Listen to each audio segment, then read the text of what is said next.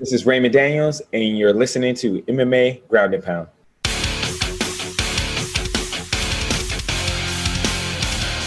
Hey everybody, this is Giancarlo Aulino reporting for FiredUp Network with another edition of the MMA Ground and Pound show, where we're happy to be joined by our guest. He's one of the most decorated strikers and kickboxers in MMA today. He's Raymond, the Real Deal Daniels. How you doing, Raymond? I'm doing great. I can't complain. That's good. And Raymond, big fight now. You're going to be fighting next week at Bellator 257. Rematch of your last fight with Peter Stanonik. Just take us through that last fight, because I don't think I've ever been too afraid, I guess, as a viewer listening to the groin shots there. But what was it like in the cage? So obviously the intent wasn't to do that, but like, was it something where you're looking over it and just a rough day at the office type of thing? Yeah, it was just a little bit different, a little rough day at the office. It was even just my warm-up was a little bit rushed as far as COVID and just dealing with the entire new situation of COVID and being able to get kind of like, go through your kind of like, most fighters have like this little routine or ritual that they kind of go through in order to get themselves prepared. I kind of didn't get to go through everything on mine where I normally would be able to visualize those things. So, I was obviously off target on a couple of those shots. Obviously, I didn't do those shots on purpose, and it's a devastating kick that I think if you look at all combat sports and even throughout the entire history of combat sports, I probably have the most finishes with spinning kicks to the body or to the head. I don't think there's anybody in kickboxing or MMA that probably has as many as I do. Unfortunately, that one happened to miss his target. It just and it hit the area where it still was a fight-ending kind of like shot. You know what I mean? So, I'm glad that he recovered okay. And I look forward to going out and being able to compete again against him. You know what I mean? It's kind of like we both have some unfinished business, so I like to go out and finish this off in the proper way.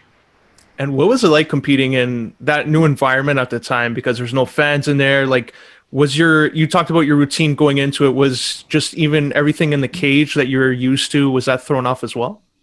It's definitely a different energy. It's more almost like a hard sparring session, because you don't have that crowd, energy that you normally get, or that extra oomph. But it was definitely a different experience. But I actually kind of enjoyed it. You know what I mean? When I'm out there, I'm performing for myself. I'm performing for my fans. So I look forward to just going out there and doing what I do best. I've been blessed with that skill set and an ability. So whether I have anybody in the stands or no one there, I'm always having a good time. Yeah, with Raymond Daniels here, FiredUp Network's MMA Ground and Pound show. And Raymond, like, just even training for this fight, like, do you know, sharing the cage with him the first time, did you pick up anything like patterns that you're looking to exploit in this fight?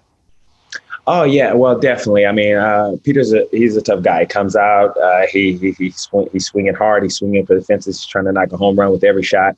But when you're in there as a fighter, I kind of heard some of his different interviews and stuff like that, and I think he believes that he was, winning or whatever the case was. But when you're in there as a fighter and you're exchanging with another fighter, you kind of know where it is and who's got the upper hand. And honestly, throughout the entire fight, I felt like I had the upper hand to do what I wanted to do when I wanted to do it. And now I get an opportunity to go out there and show everybody. And it's great to be able to go and correct any mistakes that you did make. You know what I mean? I think a lot of times people don't, say look back on something where they made a mistake. So this is that opportunity to go back and kind of correct some things and be able to expose some of those situations that I saw that I should have taken advantage of the first time. Yeah, your transition to MMA is unique because you're currently the Bellator Kickboxing Welterweight champion, decorated kickboxer. And what made you, motivated to want to go into MMA? Because you did it also in 2008 and then came off a loss, and then you did it again like a decade later. So what factored in that decision? Well, it's just lack of understanding when I went into it the first time, lack of understanding of myself, of the type of training and stuff like that I needed back in 2008. I was just a young man. I was an undefeated kickboxer, and they were like, hey, you want to do MMA? I'm like, sure. So I figured I'd just get up in there and give it a shot. For me, I'm a martial artist, so I believe fighting is fighting, but there's a beauty in the art itself. So for me, it's about transcending and evolving as a person, as a fighter. So I've done it in like sport karate. I did it in World Combat League. I went to Glory, Bellator Kickboxing World Champion, and now I'm switching it over to MMA. So for me, I've done it in Taekwondo. It doesn't matter what rule set you give me as a martial artist. If you tell me the rule set, I should be able to adapt my ability and be one of the best to do it. And that's what my goal is to be the greatest now at MMA. Because I'm here in MMA. So not a lot of people can say that they have done different things that I've done and have risen to the top and been the best in each one. And now I'm here to do it in MMA to just continue to grow as an individual and as a person.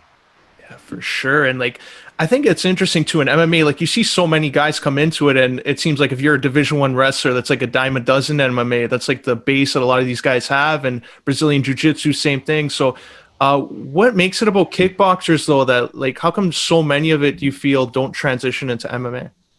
Well, it's a difference of a distance. And when you change the rules, the game switches up too, because some of the strikes and techniques that you would throw at different ranges aren't available because of, the grabbing, the being able to be taken down, so some of those things, you don't really see the full arsenal because I'm a martial artist. Even in kickboxing, it's limited rule set. In MMA, I'm actually allowed to do, more of my tools that I do as a martial artist. But at the same time, there's a lot more precautions now because if you do slip, if you do fall, even my last fight, I slipped in the middle of the ring. I'm like, oh man.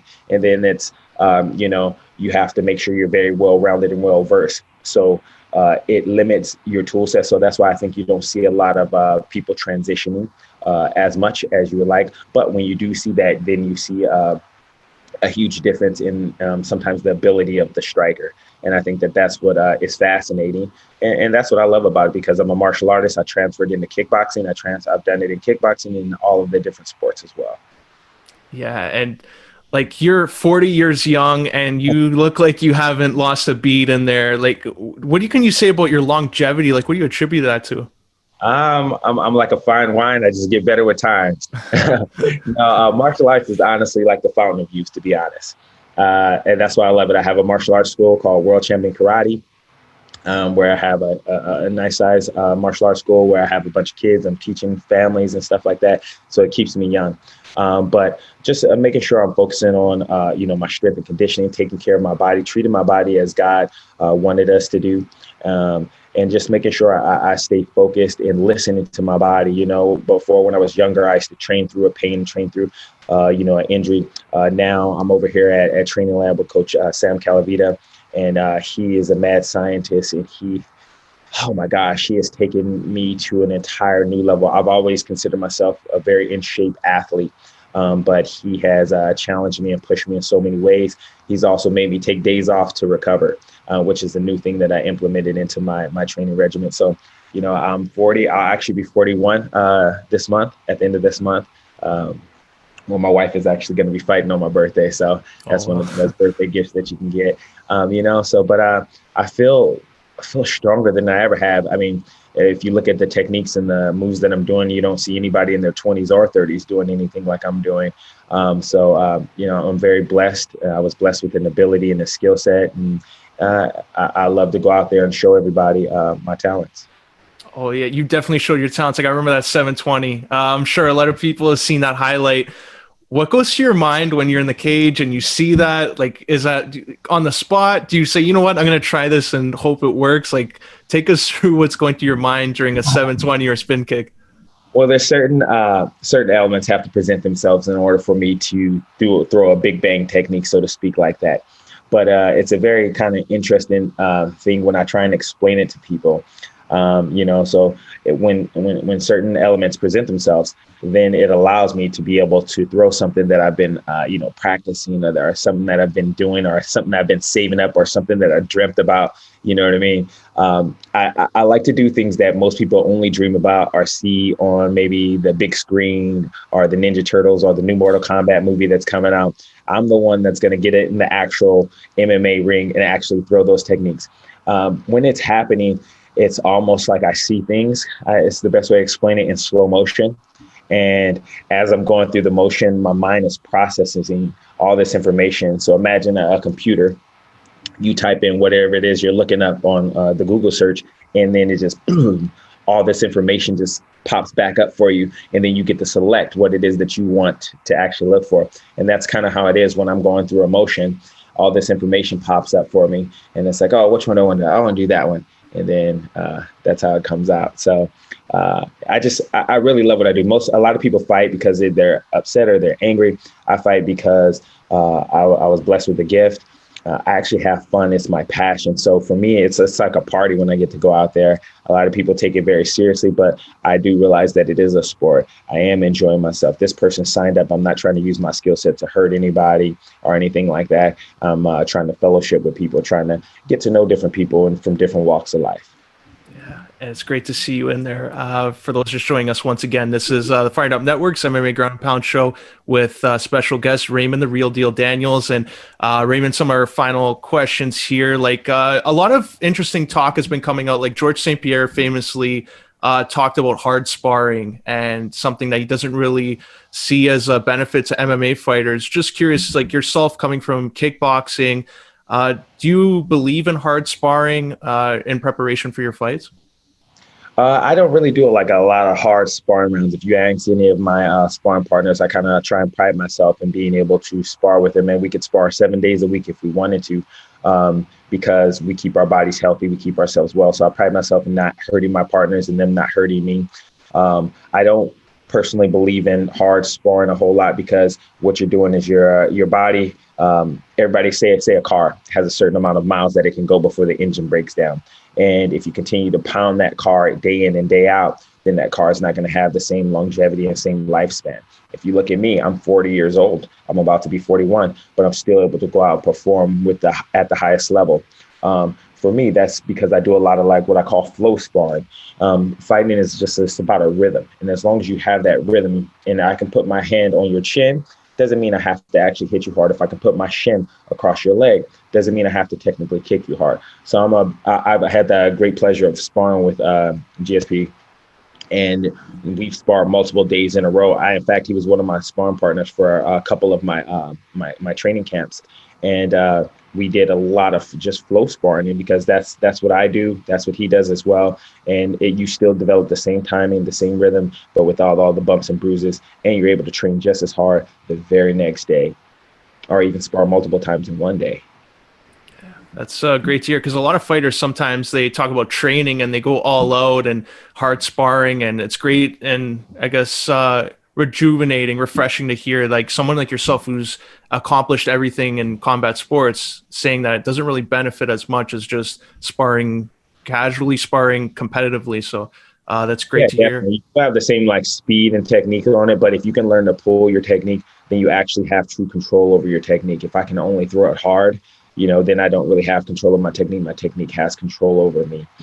So that's kind of how I look at it. And I've had partners that come in and swing hard, and I'm like, I'll ask them. A lot of guys will just like, okay, well, we're going to go up. I'll ask the guy like, hey, let's tone it down a little bit. Like neither one of us are getting paid. We're training right now. So therefore we can put ourselves in a position where we can get paid and we can be here and train with each other for tomorrow. So a lot of times, when guys come in to train, I always say, hey, we all check our egos at the door. We come in here, we learn, we humble ourselves, we become students, and we have a great time with what we're doing.